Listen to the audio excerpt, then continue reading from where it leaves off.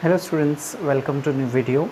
Today we are going to discuss about equation of free fall or free fall equation, which is nothing but the equation that deals with the study of motion or relative motion of an object which is directly thrown upside to the surface towards the earth. अब इसमें हम लोग आज देखने वाले हैं कि free fall की इक्वेशन क्या होता है और इसका हर जगह पे एनर्जी क्या होता है. मैं एक बात बताता हूँ बच्चों, अब कभी भी एक बात नोटिस करिए, कभी भी हम लोग अगर ऊपर से कोई चीज़ डालते हैं तो जैसे जैसे वो नीचे आती है ना, वैसे वैसे उसका वेलोसिटी बहुत इंक्रीज़ होता है. मतलब जिस टाइम पे जिस वक्त वो मतलब ज़मीन को टच करेगा, सरफेस को टच करेगा, उस टाइम पे उसका वेलोसिटी मैक्स होता है सरफेस को टच करने के जस्ट बिफोर. मतलब अगर if consider this is the surface, so here just before touching to the surface वहाँ पे वेलोसिटी कैसा रहेगा, वी मैक्स रहेगा. Max means what, maximum velocity. So to understand this phenomenon, we going to discuss about it. Free fall. Free fall is nothing but the freely falling object. Because of gravitational force, object fall freely toward the surface of the earth.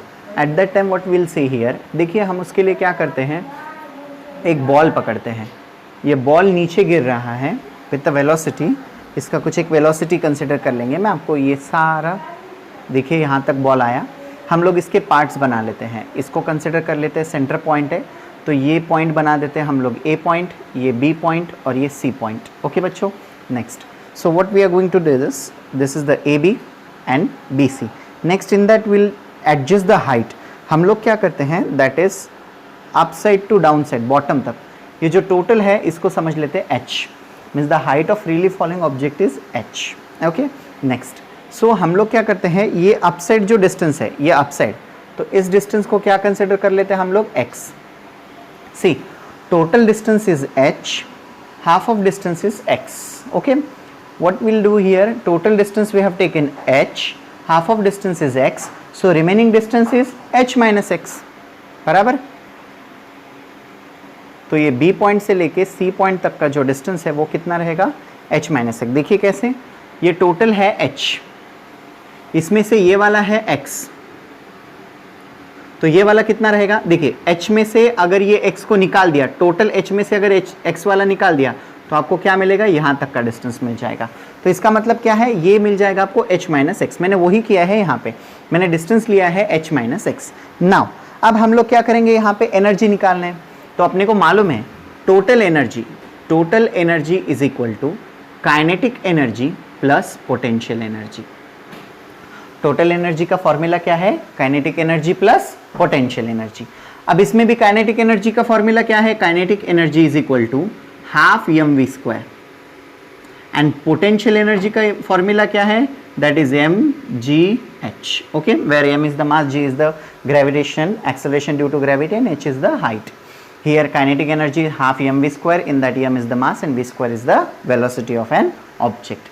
So to calculate total energy, so we'll have to find out total energy at point A, at point B and at point C, because object is falling freely toward the ground. C surface is nothing but the ground. हम लोग C को क्या बोलेंगे, ground. बच्चों ये पूरा information आप note down कर लीजिए. अब तक जितना भी इंफॉर्मेशन मैंने बोला है वो पूरा नोट डाउन करिए और मेरे साथ ही आगे वाला भी नोट डाउन करना शुरू कर दीजिए, बिकॉज ये बहुत ज़्यादा इंपॉर्टेंट है. यही इक्वेशन हम लोगों को ये सिखाता है कि ऑब्जेक्ट की कहीं पे भी जाइए, एनर्जी कंजर्वेशन क्या बोलता है, एनर्जी क्रिएट भी नहीं होती है, डिस्ट्रॉय भी नहीं होती है, सिर्फ फॉर्म चेंज करती है. इसका मतलब एनर्जी कैसी होती है, एनर्जी रिमेन्स कॉन्स्टेंट. एनर्जी क्या होती है, कांस्टेंट. ओके बच्चों, ये तो हम लोगों को मालूम है. फ्री फॉल के इक्वेशन में हम लोग यही प्रूफ करने वाले कि एनर्जी ऑलवेज ऑल पोजीशन कैसी रहेगी, कांस्टेंट रहेगी. अब इसमें हम लोग सबसे पहले क्या करेंगे, total energy at point A which is equal to kinetic energy at point A plus potential energy at point A. कोई अड़चन, कोई प्रॉब्लम नहीं है. नेक्स्ट. अभी देखिए ए पॉइंट से ये ऑब्जेक्ट गिरना शुरू कर रहा है. मतलब समझिए कि अगर ये कोई तो एक पॉइंट है, उस पॉइंट से ऑब्जेक्ट जो है गिरना स्टार्ट कर रहा है. तो इस पॉइंट से गिरना स्टार्ट कर रहा है, वो जस्ट स्टार्ट कर रहा है, कर चुका है क्या नहीं, वो कर रहा है. तो जैसे ऑब्जेक्ट जो है मोशन या फिर जैसे ऑब्जेक्ट जो है प्लेस चेंज करना स्टार्ट कर रहा है, उस टाइम पे उसका इनिशियल वेलोसिटी क्या होगा, that initial velocity is taken as 0. तो इसका मतलब यहां पे इसका इनिशियल वेलोसिटी क्या रहेगा, 0. ओके, यहाँ पे इनिशियल वेलोसिटी हमने क्या कर लिया, 0, बिकॉज ऑब्जेक्ट जो है ए पोजीशन से जस्ट मूव करना स्टार्ट किया है. मूव कर चुका है क्या नहीं, करना स्टार्ट किया है, जैसे ही ऑब्जेक्ट मोशन में आना शुरू करता है उस टाइम पे हम लोग उसका वेलोसिटी क्या लेते हैं बच्चों, that velocity is taken as, initial velocity is taken as 0, because we know very well initial velocity of an object is always taken as 0. Next, अब देखते हैं हम लोग काइनेटिक एनर्जी के फॉर्मूला में इसको पुट करेंगे तो हम लोगों को इक्वेशन कैसा मिलेगा, देखते हैं. एक मिनट बच्चों, 1 minute please. Now see over here, total energy at point A. So initial velocity in all the cases, in first case initial velocity is equal to 0. What is the initial velocity? Initial velocity is nothing but the velocity when object just start motion. Initial velocity is equal to 0. h, देखिए h means what, height या फिर displacement. s is equal to क्या लेंगे हम लोग, s is equal to क्या लेंगे, h क्यों लिया मैंने, क्योंकि यहाँ पे s ही क्या है मेरा, h है. डिस्प्लेसमेंट कितना, जितनी हाइट उतना डिस्प्लेसमेंट, तो s is equal to h ले लीजिए और a इज इक्वल टू क्या लेंगे हम लोग, g, because acceleration due to gravity falling toward the ground. Next, kinetic energy at point a is equal to half mv². Okay, next, half as it is, m as it is, mass of object हम लोग ले लेते हैं m. Velocity क्या है, 0. 0 का square क्या होता है, 0 होता है. 0 into m, 0. 0 divided by 2 is equal to 0. So kinetic energy at point A is equal to क्या आया, 0. अब देखते हैं पोटेंशियल एनर्जी. पोटेंशियल एनर्जी क्या है, mgh. फॉर्मूला क्या है पोटेंशियल एनर्जी का, mgh. तो potential energy is equal to mgh, बराबर.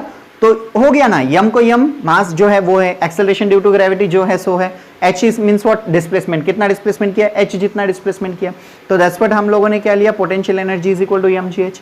Now what we are going to do this, taking equation 1, taking equation 2, make it equation star.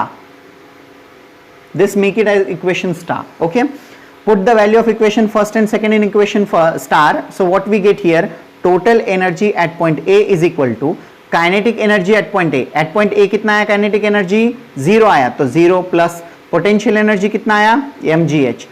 So total energy at point A is equal to क्या आया, mgh. बस खत्म. ये हो गया आपका first. अभी चलते हैं हम लोग सेकेंड वाले की तरफ. टू कैलकुलेट सेकेंड वन को कैलकुलेट करने के लिए अब ऑब्जेक्ट क्या हुआ, ए पॉइंट से बी पॉइंट पे आया. अब यहाँ पे उसका इनिशियल वेलोसिटी 0 पकड़ेंगे क्या हम लोग, नहीं.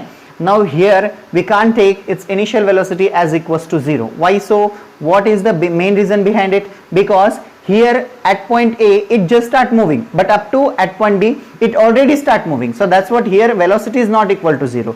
So in that case we have to find out its velocity. How to calculate its velocity, will took same here, total energy at point B. So total energy at point B is equal to kinetic energy at point B plus potential energy at point B. To calculate this we'll know very well kinetic energy at point B, half mv².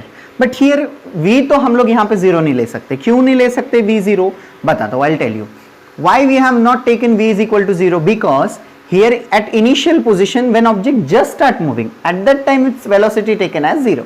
But here object is early in motion, object is already in motion. That's what here velocity, final velocity can be taken as 0. Okay, initial velocity is taken as 0, no problem, but final velocity we can't take. To calculate final velocity we know very well, that is v square is equal to u square plus 2as.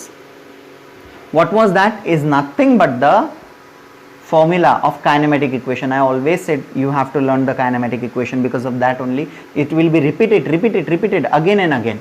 Okay, in that case what we are doing here, v square is equal to u square, u to initial velocity 0, 2 as it is, a as it is, s means what, displacement.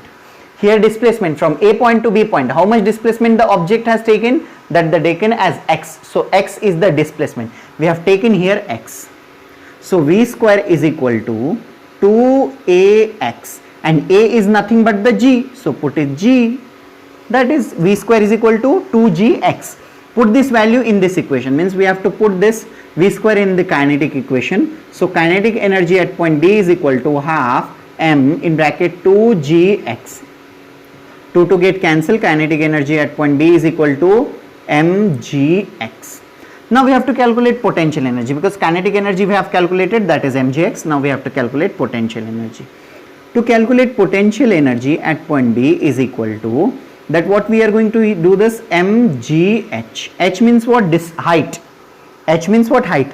So height is calculated from ground, हम लोग height ground से calculate करते हैं, तो ground से calculate करेंगे B तक का, तो डिस्टेंस कितना है देखो mg h माइनस एक्स, तो यहां पे हाइट क्या हो जाएगा mg इन ब्रैकेट क्या आएगा h minus x. Okay, now करिए मल्टीप्लीकेशन, mg से h को मल्टीप्लाई करिए, mg से x को मल्टीप्लाई करिए, तो क्या मिलेगा mgh माइनस, दोनों के बीच में का minus, that's what minus mgx, that is potential energy at point B. Now put this value of potential energy and kinetic energy in this equation. So what we get here, mgx, kinetic energy is equal to mgx plus potential energy at point B. Potential energy at point B is mgh minus mgx.